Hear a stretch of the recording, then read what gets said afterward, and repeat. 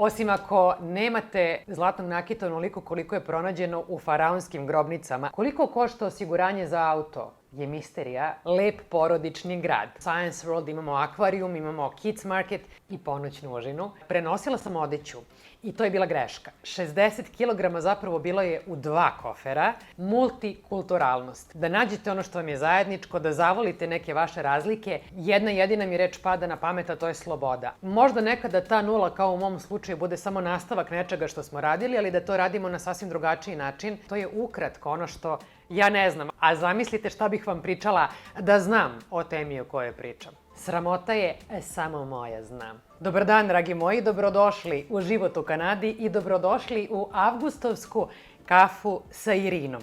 Dobro, znam, jeste, već je septembar i izvinjavam se što kasnim, a ako me pratite na Instagramu, znate da je došlo do nekih promena u mom životu. Pre svega, poslednjih mesec dana smo u zgradi imali rekonstrukciju balkona, što je značilo svakog dana bušenje po ceo dan i bilo je nemoguće bilo šta snimati. A drugo, i ono što je bolje, što je lepa vest, ja sam počela da radim i neću sada da vam pričam o tome, mnogo manje vremena imam za svoje snimanja, ali i dalje sam tu i dalje nastavljamo naša druženja. Tako da, dobrodošli i krećemo.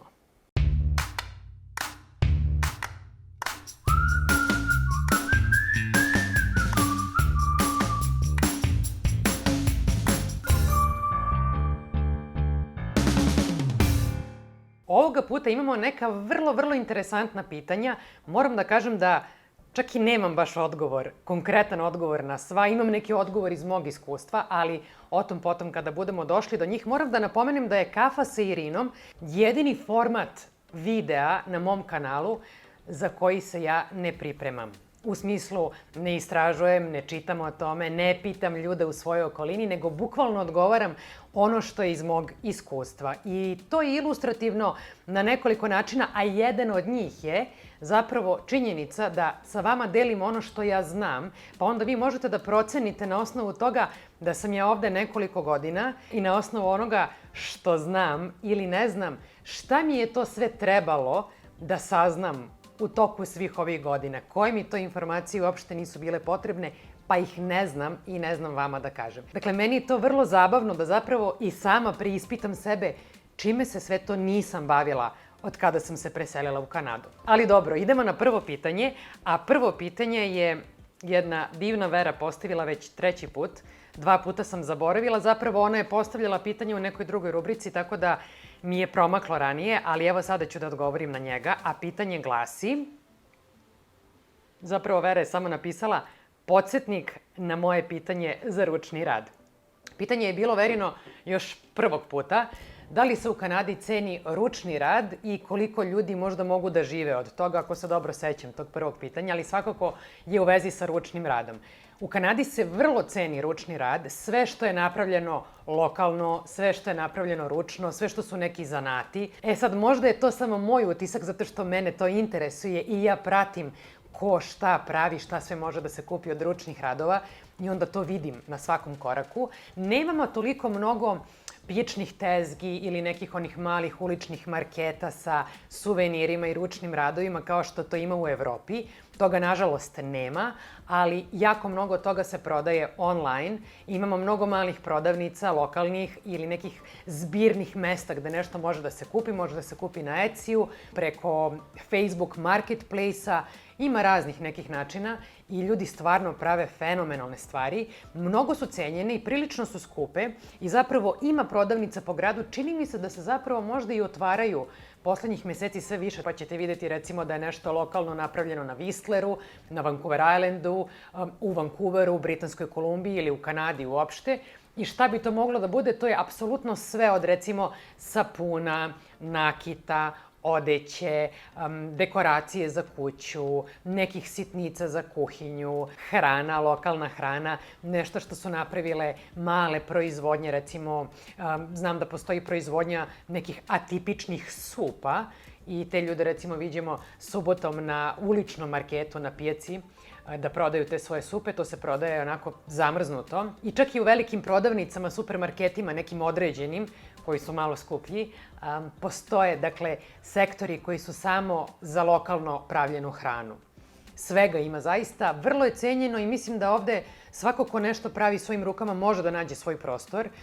U principu, ono što je sitnije nije toliko skupo, ljudi mogu sebi lako da priušte, vrlo rado hoće da kupe i možda je zato lakše pronaći neko mesto na tržištu ovde. Ja već imam neki, boga mi, poduži spisak svega što želim da poručim, a što je lokalno pravljeno, pa ima tu i nekih minđuša i sapuna i još nekog drugog nakita, nekako se uvek zadržim na minđušama, ne znam zašto. To je taj osjećaj koji vam daje da ste uradili nešto dobro, da ste kupili nešto lepo, da ste podržali nekog umetnika i sve to onda dobije neki lepi smisao. Dakle, da, vrlo se ceni i ima ga jako mnogo i ako vam je plan da dođete u Kanadu da se bavite nekom malom proizvodnjom nekih svojih ručnih radova, samo napred. Idemo na sledeće pitanje, a sledeće pitanje glasi... Nikola pita da li je moguće i koliko je teško uopšte dovesti člana porodice u Kanadu za stalno. Recimo roditelje ili brata ili sestru, da li postoje neki posebni uslovi ili tome slično koji moraju da budu zadovoljeni. Evo ovako, nisam sasvim sigurna da znam tačno precizan odgovor na ovo pitanje, ali ono što znam iz mog iskustva, mislim da roditelje možete da dovedete lako ako ste već građanin Kanade. Dakle, ako imate državljanstvo kanadsko, onda postoji način da, naravno, roditelji vam prvo dolaze u posetu na neku drugu vizu, nisam sigurna koju. Postoji viza za babe i dede, recimo, i ta viza se dobija na 10 godina. Dakle, ako imate decu, onda baba i deda mogu da dobiju vizu na 10 godina. Nakon nekog vremena mislim da oni dobijaju pravo da i oni dobiju državljanstvo i znam da je mnogo ljudi tako došlo. Upoznavala sam tokom godina jako mnogo ljudi koji su tako doveli svoje roditelje. Nisam sigurna da je isti slučaj za brata ili za sestru, mislim da nije. Mislim da bi oni možda mogli lakše da dobiju neku turističku vizu, ali sve drugo pretpostavljam da bi moralo da ide redovnim putem, dakle, kao da nemaju tu vas kao garanciju. Sad, nisam sasvim sigurna, ali mislim da tako ide. Dakle, nije baš tek tako da ste vi tu i da pošaljete nekome garanciju, oni dođu i dobiju papire. Spajanje porodice se računa samo onaj najuži krug, u koji čak roditelji možda i ne spadaju, nego oni dobiju pravo životom ovde nakon te vize za babe i dede. Toliko što se tiče drugog pitanja, treće pitanje glasi, a postavila ga je Marija. Wow, kakvo pitanje. Ćao Irina, ako bi morala da opišeš Vancouver u samo 3 reči, koje bi to 3 reči bile i zašto baš te? Veliki pozdrav iz Švajcarske, veliki pozdrav za tebe, Marija, u Švajcarskoj. Wow, ne znam. Jedna jedina mi reč pada na pamet, a to je sloboda, ali to je iz ugla imigranta. Ako bih morala da opišem Vancouver, bio bi lep porodični grad, zato što je zaista grad koji je stvoren za porodice sa decom, jako mnogo prirode, jako mnogo sadržaja za decu, mnogo nekih lepih aktivnosti koje sa decom mogu da se rade. Imamo Science World, imamo akvarijum, imamo Kids Market, gde možemo decu kada su dani kišni, kao što je danas, da odvedemo i da provedemo par sati tamo. Parkova ima nebrojeno mnogo, fenomenalnih igrališta. Dakle, kada ne pada kiša, kada nije neko ružno vreme, pa čak i kada pada neka kišica, ljudi su mnogo napolju i mnogo se lako organizujete da odete negde, da odvedete dete. Dakle, meni je samo pitanje, mi svakog dana posle vrtića idemo negde napolje kada je lep dan i bukvalno je samo pitanje odluke da li ćemo danas na plažu, na igralište, u šumu, u neki park, da li ćemo negde da se provozamo, da li ćemo da odemo u kupovinu na Granville Island, recimo, koji je predivan. Uvek možete lako da popunite vreme. Dakle, prva reč, lep porodični grad. Dobro, nije baš samo reč, ali druga jeste, a to je multikulturalnost. Vancouver je grad u kom ima imigranata iz celog sveta i možete da sretnete ljude koji su ovde došli iz Azije, iz Evrope, iz Južne Amerike, bukvalno sa svih kontinenta, da naučite jako mnogo o različitim kulturama, da pronađete prijatelje u svim tim zajednicama, da nađete ono što vam je zajedničko, da zavolite neke vaše razlike, da naučite jako mnogo i o sebi, porastete kao čovek i shvatite koliko zajedničkog ima u svim tim kulturama. To je ono što ja mnogo volim u Vancouveru. Treća reč, hajde opet da kažem sloboda. Sloboda zato što je Vancouver grad, barem ga ja tako vidim, možda neko drugi se ne bi složio sa mnom, ali grad u kom si slobodan, da budeš ono što jesi, da radiš ono što voliš, možeš sebi da omogućiš život, da živiš onako kako ti želiš, život po tvojoj meri. Iz ugla imigranta to je jedna prilika, i to nije vezano samo za Vancouver, imigracija je uopšte jedna prilika da osjetiš slobodu koju mi imigranti sami sebi zapravo dajemo, ako je damo, da krenemo od početka, da krenemo od nule, da možda nekada ta nula, kao u mom slučaju, bude samo nastavak nečega što smo radili, ali da to radimo na sasvim drugačiji način, po našim pravilima i onako kako mi to zamišljamo i volimo. I kada sve saberem, ja volim mnogo ovaj život ovde, ovaj grad, prilike koje sam dobila u njemu i tu odluku koju sam donela potpuno nesvesno i ne znajući šta me čeka i u šta se upuštam, i da sam znala u tom trenutku šta me čeka, možda bih odustala da sam znala kroz kakvu ću krizu prolaziti u početku, ali srećom nisam, pa nisam ni odustala. Eto, to je ukratko o Vancouveru. Hvala na ovom divnom pitanju. Idemo na sledeće. Sledeće je postavila Jovana, koja kaže: da li ste prebacivali neke stvari posebno, naknadno iz Srbije u Kanadu, brodskim ili avioputem? Ako da li znaš koliko se čeka da stigne paket, kakve su cene i slično? Takođe, da li je dozvoljen normalan unos ličnog zlatnog nakita po ulasku u Kanadu ili mora neka posebna procedura da se ispoštuje? Jovana, osim ako nemate zlatnog nakita onoliko koliko je pronađeno u faraonskim grobnicama, a verujem da nemate, mislim da nema nikakve posebne procedure za unos ličnog zlatnog nakita. Šalim se malo, naravno, šalu na stranu. Ne znam koja je to količina koju planirate da donesete. Mislim da nema nikakvog ograničenja. Ako je to vaš lični nakit, imate pravo verovatno da ga donesete. Ja sam donosila moj nakit na sebi i u kutijicama koje su bile spakovane u mom ličnom prtljagu. Dakle, nisam to stavljala u kofer, to sam stavljala u onu torbu od koje se ja nisam odvajala. Što se tiče prenosa stvari iz Srbije za Kanadu, imam samo iskustvo sa odećem i sa koferima. Naše iskustvo je takvo da mi zaista uopšte nismo nikada razmišljali o tome, ok, sad smo se mi preselili u Kanadu i šta to treba iz Srbije da prenesemo. Imali smo neke sitnice i sve smo to ostavili u kućama kod naših roditelja, to nije bilo ništa presudno što nam ovde treba. Knjige, one stvari koje skupljate tokom života, toga je jako mnogo ostalo i to je tamo i to ne planiramo još da prenesemo ovde. Jednog dana možda, ali prosto to nam ne čini deo života, ne menja kvalitet našeg života ovde. Da li ću imati celu svoju biblioteku knjiga koje su mi ostale u Beogradu? Volela bih, to bi bilo lepo. Ima jako mnogo knjiga koje sam ja čitala dok sam odrastala i koje želim da Maksim pročita, ali svemu tome sada nije vreme. Sve uspomene koje sam skupljala tokom života, volim da su tamo. Verovatno ćemo to da prenesemo kada se budemo preselili u neki veći ili naš stan, ali prenosila sam odeću i to je bila greška. Dakle, kada sam se preselila, prenela sam u tom trenutku, čini mi se, ne mogu da se setim da li je bilo 2 ili 3 kofera, ali znam da je bilo 60 kilograma. Dakle, 60 kilograma zapravo bilo je u 2 kofera. U jednom je ograničenje 20 kilograma, ja sam imala 2 od 20 i u oba sam imala prekoračenje od 10 kilograma koje sam platila.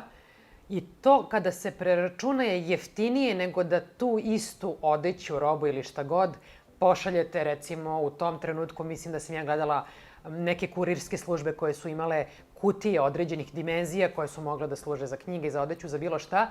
Te kutije su bile dosta skupe. E sad, ako hoćete da šaljete nameštaj ili nešto što je kabasto, što je stvarno veliko, da, ljudi to šalju i to rade, ja mislim, ili avionom ili brodom, ne znam koliko to košta. Pretpostavljam da nije jeftino, ali ako se šalje, čini mi se brodom jeftinije nego avionom i čeka se nekoliko nedelja. Ne znam šta želite da nosite i ne znam koliko vam se uopšte isplati. Dakle, ako imate neku tehniku, ako su u pitanju neki kućni aparati, nemojte to da radite. Svega ima u Kanadi, sve je jeftinije nego što može da se nađe kod nas. I druga važna stvar, ovde je struja drugačija. Možda vaši aparati neće raditi kada ih utaknete ovde u struju. Drugačiji je napon. To se meni desilo sa jednim malim aparatom koji sam ponela bila prvi put. Radio je, ali jedva, tako da sam tu lekciju tada naučila i, dakle, nema potrebe. Struja je drugačija, mnogo jeftinije, ovde možete sve da kupite. Ne u prvom trenutku, ne ako dolazite, naravno, da od nule krećete novi život, ali toliko ćete stresno živeti, toliko će vam sve biti novo, drugačije i pokušavat ćete da uhvatite korak sa svime, da ćete najmanje razmišljati o tome šta niste poneli iz Srbije. U stvari, razmišljat ćete o tome šta ste sve ostavili u Srbiji, ali teško da će vam to biti potrebno. Jer vi kad se preselite negde, nemate komoditet života koji ste imali tamo. Nemate svoju rutinu, nemate sad kao ustao sam ujutru pa pijem moju kafu pa ili idem u svoj kafić ili kako god. To je jako veliki stres. I taj stres sam čini da vam se rutina menja. Tako da nemojte da se opterećujete. Sa druge strane, greška koju sam ja napravila donoseći odeću ovde je vrlo slična. Dakle, donela sam odeću razmišljajući, ok, sad ja idem tamo i počeću da radim i ponela sam veliku većinu moje odeće za posao, neke poslovne pantalone, sakoje, košulje, haljine, kožne čizme, ravne na štiklu, cipele, ništa mi od toga nije trebalo. I kad sam počela da radim, dress code nije bio takav i sve sam to vratila za Srbiju. Čak sam vratila i neke haljine, recimo, i nešto što mi nije bilo za posao, što je moglo da se nosi svakog dana, ali moj stil života nije bio takav. Dakle, ja ovde nisam izlazila sa prijateljicama na kafu, pa u šetnju, pa u grad. Šetnja je ovde pored okeana, kafa se uzima, pije se usput. Da, izlazi se, da, može da se izlazi, da, ako je to vaš životni stil, ali ovde će vas više gledati čudno ako ste previše sređeni nego ako ste u helankama i dukserici, kada ste negde napolju opušteno sa ljudima. Tako da nemojte da se opterećujete i u svakom slučaju bukvalno sve što vam treba ovde je u izobilju, može da se nađe sve, mnogo jeftinije, jedino što ne može da se nađe je evropska moda. Dakle, ako ste baš neki zaljuđenik za modu i za trendove, mnogo toga što je u Evropi moderno ovde nije. I čak brendovi koji se prodaju i u Evropi i ovde nemaju iste linije, dakle nije ista odeća koja se prodaje u Evropi i ovde. Tako da, ok, to ponesite, platite taj overweight, spakujte te kofere. Nadam se samo da nećete napraviti grešku koju sam napravila ja. Eto, toliko. Idemo dalje.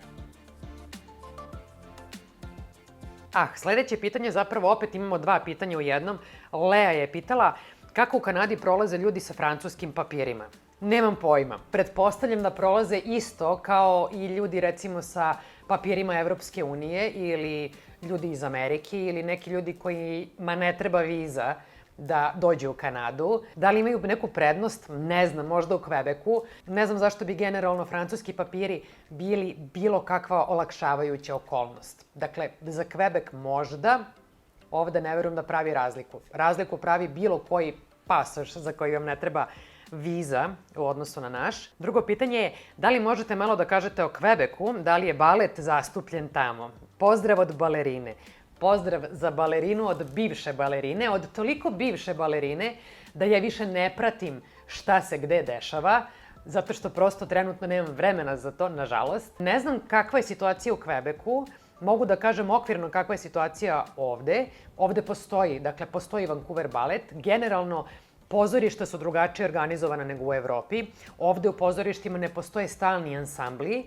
Dakle, ne možete, možda Vancouver balet ima stalni ansambl, ali generalno pozorišta su takva da angažuju ljude po predstavama, dakle po projektima. Dovode igrače ili glumce i to se radi recimo par meseci ili nekoliko nedelja ako je baš pozorište u pitanju. Dakle, nema sezona u kojoj jedna predstava počinje da se igra u oktobru i završava se izvođenje u aprilu. Mislim da se to radi periodično, s vremena na vreme se rade određene produkcije. Baletska škola ovde, nisam sigurna kakva je, postoje neki studiji za decu. Ne znam kako izgleda baletska škola, da li bih mogla da kažem da ima srednja baletska kao kod nas ili da li postoje akademije. Nisam videla reklame, tako da pretpostavljam da nema. Ili čak ako ima da nije neka ugledna baletska škola kao što su to škole u Evropi, što bi možda moglo da znači da za igrače iz Evrope ovde ima prostora. Ali ovde se više fokusira sve na savremenu igru, ali nemojte me potpuno držati za reč, nisam pratila. Dakle, u pozorište nisam otišla od kad sam ovde došla. Sramota je samo moja, znam. Hvala na divnom pitanju. Idemo dalje. Sledeće pitanje je od Marka koji kaže ja bih želeo da mi se detaljnije objasni par stvari u vezi registracije automobila u Britanskoj Kolumbiji. Ono što nisam shvatio, a niko nigde nije objasnio, jeste šta je taj safety. Da li je to kao kod nas tehnički pregled i da li se radi svake godine ili se radi samo kad kupujete auto i posle nikada više dok god se taj isti auto vozi. I druga velika misterija, kako određuju koliko se plaća godišnje osiguranje, da li zavisi od godine proizvodnje ili snage motora ili iskustva vozača. Dakle, na primjer, da li će osiguranje biti jeftinije ako je auto mlađi ili stariji, ako je jači ili slabiji, da li je bitno da li je manji ili veći auto. Znam da cene prilično variraju, a niko nije objasnio od čega to tačno zavisi. Pa ovako, Marko, niko nije objasnio verovatno od čega to tačno zavisi, zato što to niko ne zna. Koliko košta osiguranje za auto i safety u Kanadi je misterija koju zna samo ICBC. Šalim se. Ukratko, ono što ja znam, a znam jako malo i ograničeno, jeste da kada kupujete auto ili kada ga registrujete, morate naravno da platite osiguranje. Sad, ako ste tek stigli, nikako vam se ne isplati da kupujete auto, jer će vam osiguranje za taj auto biti papreno skupo. Dakle, recimo, mi plaćamo godišnje osiguranje za auto negde oko $1.500. Ako platite sve odjednom, dobijete popust od recimo 2%, 5%, možda i da kažem 10% maksimum. Ako ste tek stigli i nemate nikakve papire, nemate PR ili nemate vozačku dozvolu ili nemate ništa što je neki dokaz da ste vi sigurniji vozač i da ste ovde već sa nekim kao statusom, zapravo ne znam čak od čega to zavisi, ali znam da ako ste tek stigli i nemate neke određene papire, bit će skuplja dara nego mera. Vrlo je skupo, od čega zavisi ne znam. Mislim da ovde nema tehničkog pregleda kao kod nas, dakle ne morate da vozite auto na pregled, pa kad to prođe onda plaćate registraciju. Ovde se računa da ste vi odgovorni, da znate šta na vašem autu nije kako treba, da ćete redovno da ga servisirate i da ga održavate i da ćete biti odgovorni ako se nešto pokvari i ne daj Bože izazovete udes, pa ste vi krivi, pa ste krivi što niste na vreme vodili računa o vašem autu, ne daj Bože da vam nešto otkaže ili šta god da se desi. Određuje se po tome kakva je vaša vozačka istorija, da li ste imali udese koje ste vi izazvali, da li ste imali neke probleme, da li imate neke kaznene poene. U svakom slučaju osiguranje je jako skupo, ali se isplati, morate da ga platite. Sad tu postoji mnogo nekih nivoa, da li ćete ovako ili onako, da li ćete plaćati neko osiguranje u slučaju totalne štete ili nekog otkaza, nekog kvara za koji niste vi krivi, što je dodatno recimo 2000 na kompletno osiguranje i to ne morate da platite, ali ako platite, to vas spašava kasnije muka da ako se zaista nešto desi, uštedite nekoliko, možda čak i $10.000.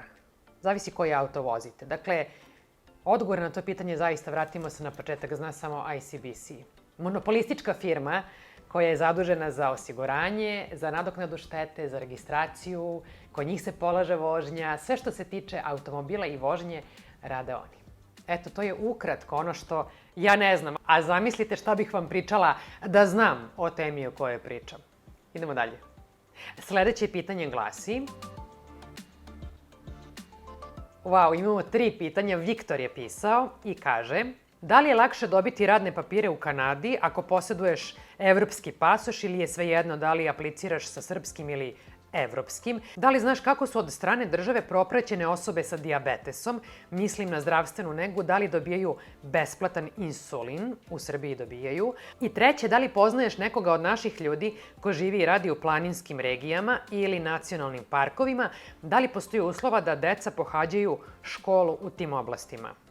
Wow, koliko pitanja. Hvala mnogo, Viktore. Dakle, na prvo pitanje sam već odgovorila malo pre. Mislim da ljudi sa evropskim pasošima imaju prednost, nije prednost, zapravo njima ne treba viza, oni lako mogu da dobiju posao iz Evrope. Ne moraju kao mi kada apliciraju za posao da čekaju onaj LMIA broj sa kojim kasnije apliciraju za vizu. Mogu samo da zamislim koliko je njima lakše da se samo bukvalno prebacuju iz jedne zemlje u drugu, dok mi moramo da čekamo gomilu papira. Prvo da šaljemo gomilu papira, pa čekamo vizu. Dakle, sigurno je lakše. Drugo pitanje je da li ljudi koji imaju dijabetes imaju nekakve povlastice tipa plaćen insulin? Ne znam. Znam samo da kada sam ja bila trudna, imala sam trudnički dijabetes i imala sam fenomenalnu negu. Dakle, nikakva drama, nikakav stres koji se trudnicama nekada pravi, zna da se pravi u Srbiji. Dakle, ja sam ovde otišla, razgovarala sa nutricionistom, dobila sam spisak namirnica koje sam sama mogla da kombinujem i pravim sebi obroke. Dakle, bukvalno sam dobila spisak namirnica šta jedem za doručak, za užinu, ručak, užinu, večeru i ponoćnu užinu, koja mi je bila omiljena. I dobila sam onaj set za merenje šećera u krvi. To sam radila kod kuće sama svakog dana, to je sve bilo besplatno naravno. E sad, prijateljica moja koja je imala malo teži oblik dijabetesa trudničkog, ona jeste dobijala insulin i on jeste bio besplatan, ali ne znam, ne mogu da vam kažem da li postoji razlike između tretmana tog trudničkog dijabetesa i ljudi koji su redovni pacijenti sa dijabetesom. Nažalost, zaista nemam taj odgovor. I sad što se tiče trećeg pitanja, bit ćete iznenađeni. Do nedavno bih rekla da nemam pojma da li neko živi u nacionalnim parkovima, a sada znam da je čak i to moguće. Nedavno sam pričala sa jednim gospodinom, Kanađaninom, koji je iz Britanske Kolumbije i koji mi je pričao o jednom mnogo lepom mestu koje se nalazi u jednom nacionalnom parku severnije od Vancouvera. I tamo postoji kuća koja je u okviru nacionalnog parka. U toj kući su ljudi živeli od pamtiveka, mislim još od pre vremena nego što je to postalo nacionalni park i pošto je to njihovo zemljište, oni imaju pravo na to. Oni su tamo ostali da žive i napravili su jedan mali hotel. Činjenica je da takvih nema mnogo i, barem koliko on zna, to je ono što mi je pričao, jeste da su oni jedini takvi u tom nacionalnom parku. Ono što smo mi obilazili i viđali jesu parkovi u okolini Vancouvera, tu niko ne živi, tu nema kuće, tu su samo šume sa rekama ili sa jezerima. Ne znam da li je moguće da ljudi žive u nacionalnim parkovima, da tu postoje neka naselja i da postoje deca koja odatle idu u školu. Mislim da ne, ili da je barem jako, jako retko, ali pošto znam za ovaj slučaj, vidim da ima izuzetaka i ti su izuzeci sasvim izvesno upravo u slučajevima kada su ljudi tu živeli još od pre, pa imaju pravo i to zemljište je njihovo, pa tu postoji verovatno neki drugačiji tretman. Dakle, nisam čula da iko živi u nacionalnim parkovima i čak ne znam kako je organizovan prevoz, a verujem da jeste za decu koja žive u tim nekim udaljenim oblastima da bi mogli da idu u školu. Ono što znam jeste da su neke udaljene oblasti, a ovde kad kažete udaljene oblasti nekako vam na pamet padaju rezervati u kojima žive starosedeoci. Znam da su ti udaljeni rezervati dosta siromašni, ima jako mnogo problema, mnogo njih nemaju tekuću vodu, čistu, koja je ispravna za piće, moraju da je kupuju. U severnim oblastima Kanade postoje rezervati i oblasti uopšte, dakle u te oblasti se doprema hrana, namirnice, sve što se doprema za prodaju tamo je 3 ili 4 puta skuplje nego ovde gde smo mi i život je što se toga tiče za njih dosta surov. I trenutno se baš vodi jedna kampanja po tom pitanju da se to nekako promeni, ali prosto je problem u tome što jako mnogo košta dopremiti sve jako, jako daleko na sever. Tako da, eto, to je neki moj okvirni odgovor na ovo vaše pitanje koje je vrlo interesantno i dokaz onoga što sam pričala na početku. Ove naše kafe su i meni jedan mali test da vidim o čemu sve to nisam razmišljala od kad sam došla ovde, šta mi nije trebalo, šta mi nije padalo na pamet, šta nisam istraživala i koliko još imam prostora da učim o svemu. Zato hvala vam mnogo na ovim pitanjima i na ovim malim sesijama. I to je sve za danas. Najlepše vam hvala na pažnji. Nadam se da ste uživali, da ste se malo možda zabavili, da ste se opustili. Znam da ja jesam jer mi je ovako nešto trebalo. Nisam dugo snimala. Ceo avgust je prošao u nekom odmoru, u nekom uživanju, ali mi je falilo ovo.